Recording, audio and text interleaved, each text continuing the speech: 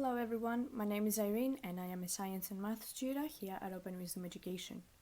In this short video series, we'll look at different questions from the 2020 HSC papers, and in this particular video, we will look at questions 5 and 7 from the Chemistry HSC exam. So let's get started.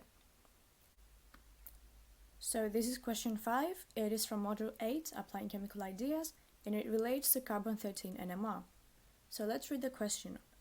A carbon-13 NMR spectrum is shown. Which compound gives rise to this spectrum?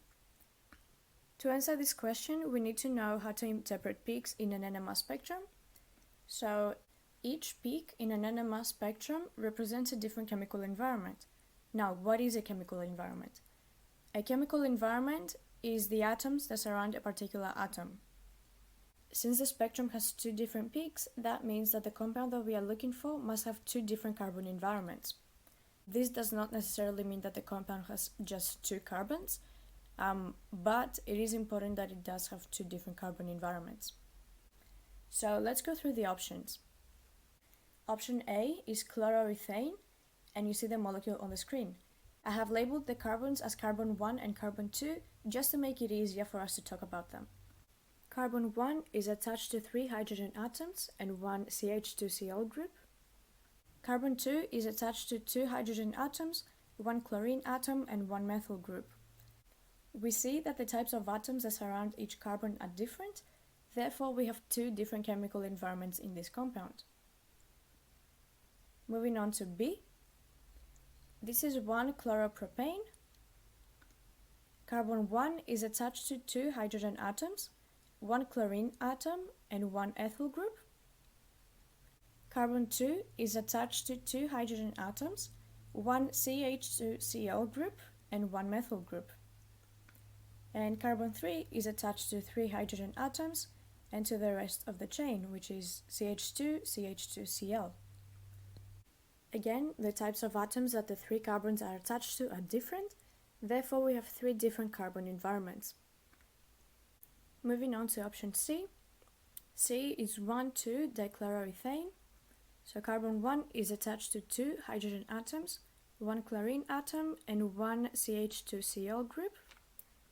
And carbon 2 is attached to 2 hydrogen atoms, 1 chlorine atom and 1 CH2Cl group. We see that the types of atoms that the 2 carbons are attached to are the same, therefore there's only 1 carbon environment. And lastly, option D is 1,2-dichloropropane. So carbon 1 is attached to 2 hydrogen atoms, 1 chlorine atom and 1 CHCl CH3 group. Carbon 2 is attached to 1 hydrogen atom, 1 chlorine atom, 1 CH2Cl group and 1 methyl group. And carbon 3 is attached to 3 hydrogen atoms and 1 CHCl CH2Cl group, which is the rest of the chain. Again, every carbon has different atoms surrounding it, therefore there are 3 different carbon environments here.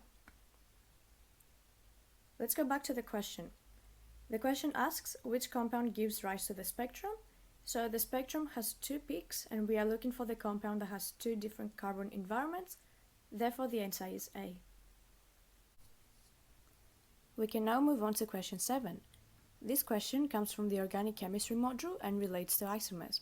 The question says, the structures of 4 isomers are shown and we have 4 compounds in a box. Which statement is correct? Before we answer this question, let's look at some definitions.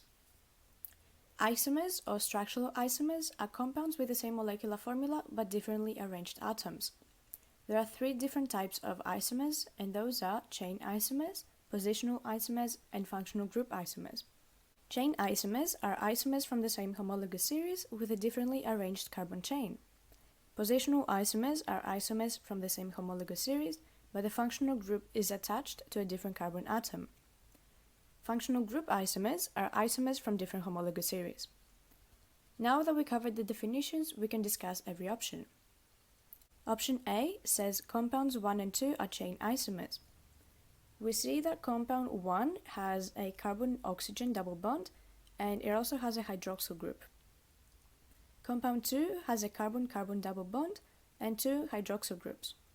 The functional groups are different between these 2 compounds, Therefore, they belong to different homologous series and they cannot be chain isomers. These are actually functional group isomers, so A is wrong. Option B, compounds 1 and 4 are chain isomers. Compound 1 again has a CO double bond and a hydroxyl group. Compound 4 also has a CO double bond and a hydroxyl group. The difference between compound 1 and compound 4 is that the carbon O double bond is in different positions along the chain. However, the chain is still the same in both compounds because they both have 4 carbon atoms arranged linearly. Therefore, option B is also wrong because these compounds are actually positional isomers. Moving on to option C, compounds 2 and 3 are functional group isomers.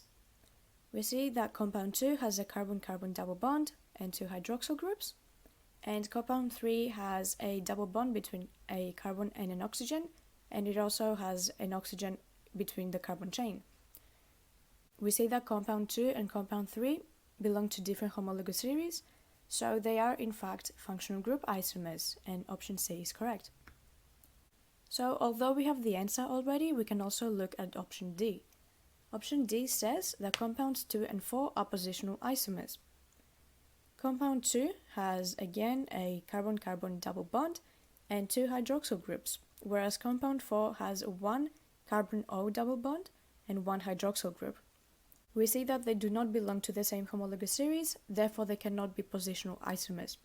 Compounds 2 and 4 are actually functional group isomers, so D is also wrong. And the correct answer is C.